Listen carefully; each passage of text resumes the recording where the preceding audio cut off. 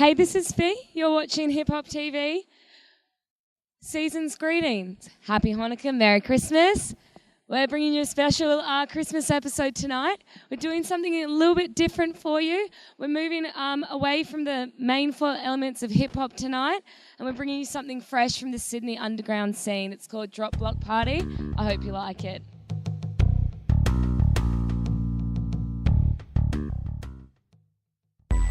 Tune into a new sensation, taking hip-hop all across the nation.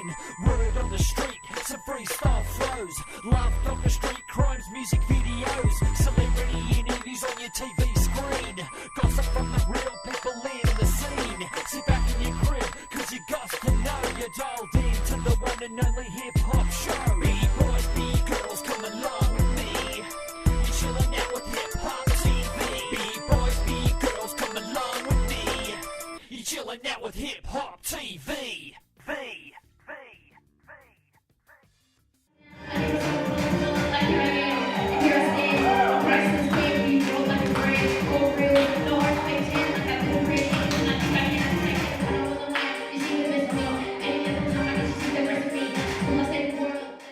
Hey, this is Fee. You're watching Hip Hop TV. We're down on the rocks in Sydney at the Drop Block Party.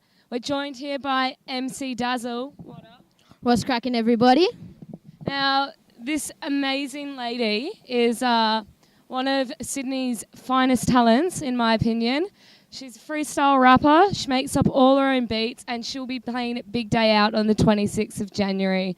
Anyway, so tell us a bit about yourself. Like, how did you get into the scene, everything like that? Well, I'm originally from Pyrmont, and my biggest inspiration and influence to get me into the hip-hop scene was Mira. If you don't know who that is, she goes by Mira Reflex. She's probably, in my opinion, one of the best female MCs to ever come through. She came runner-up to be in TLC to take Left Eye's position. May she rest in peace. But yeah, she was probably my biggest inspiration coming into hip-hop, and I just wanted to be like her and just rip up raw like she did. All right, so tell me about some of your other influences in the hip-hop scene, some other Australian artists and things like that. Bliss and Esso is a big inspiration to me. They influenced me very much, not because of the way they spit and they've lined up the game, just because they're involved heavily with MMAD, musicians making a difference in influencing young kids' lives to be like them. They're great influence for all Australian kids, all Australian MCs trying to come up in the game.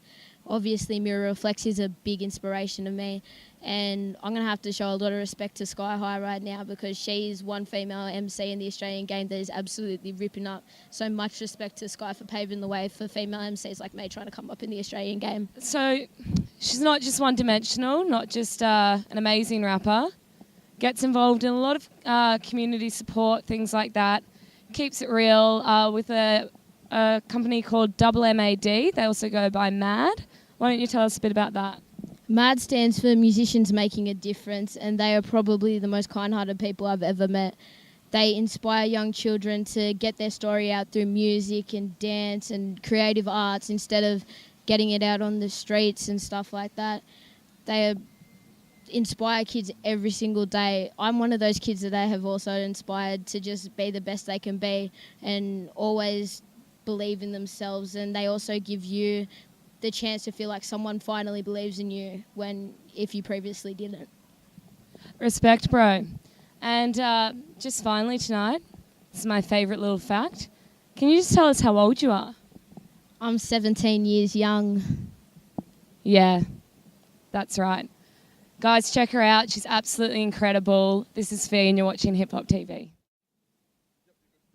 Yo, what's up? This is MC Dazzle and you're watching Hip Hop TV. People think it's amazing that I'm still breathing. Say what you want, I do what I believe in. Is this reality or am I still dreaming? Have a cute muscle with your heart and I'm thieving. Don't really give a what if I offend you. I don't like you and I'm not gonna pretend to. Speak my mind in school, so it's time to suspend you. It's about who you know, so they befriend you. God dragged you through hell to take you to heaven. Never trusted anyone from the age of 7. Every year I seem to fail English class. I swear so much if I tried French I'd pass. Never gonna look back cause it's in the past. Live my life cause it flies by so fast. Never got selected for a high school class. Every race I win, even if you think I'm coming last. I was chilling here at Miller's Point with Fee, and you're all watching Hip Hop TV.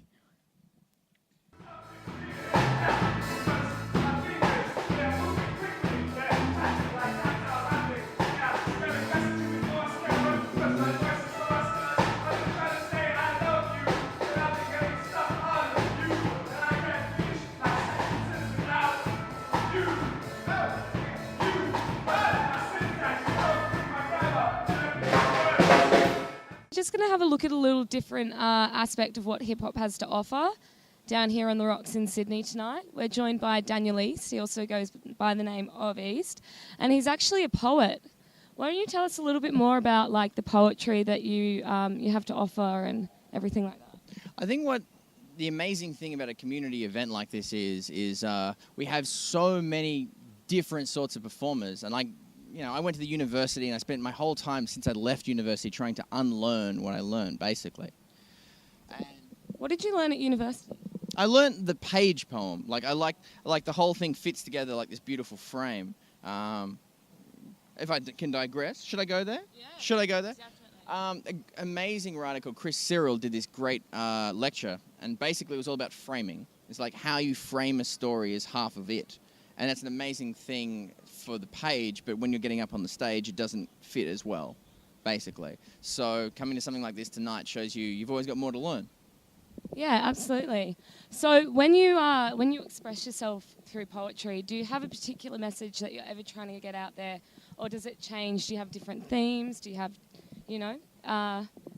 different things? Do you try and mix it up with variety, or is there one message that you're trying to get across?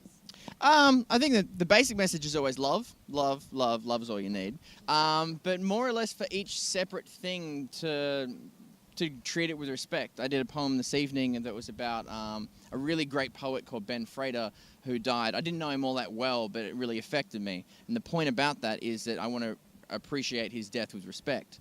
And I've done other things, and I think it's about treating a subject with respect, basically. And love. Yeah, that's really nice. It's funny how, even people that have the smallest influence in your life can actually have the biggest effect when they're gone. Right, so as a poet, it must be a little bit hard to sort of get your name out there, to get your message out, things like that. Hip-hop is a sort of generic thing. People always think of, the music, the dance, the art with graffiti and things like that. And poetry isn't something that a lot of hip-hop fans have been exposed to, and it's not as recognised as it should be. And what I love is, as people like you, they really have something to offer. So why don't you tell us a little bit more about some of the pieces that you've written to really encompass the hip-hop? Absolutely. I mean, we wrote a piece, some friends and I, when we were in this band together, and it was called MC Envy, and that was literally what it was about. It was MC Envy. I mean, as a poet, you rhyme, you write words that are very, what you hope are profound, right?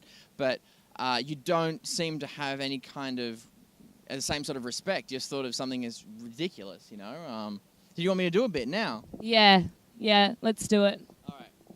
I flick through the channels for the rhyming stars, but poets only play these bourgeois bars. Why should only rappers get the girls and cars, and poets are as welcome as a case of SARS? Well, fuck that. I'm going to torch the moon. I'm going to bust more caps than Siegfried Sassoon. Step back, because I am in a frenzy. Daniel East has got the MC envy. Yeah. Nice. That was tight. You're watching Hip Hop TV.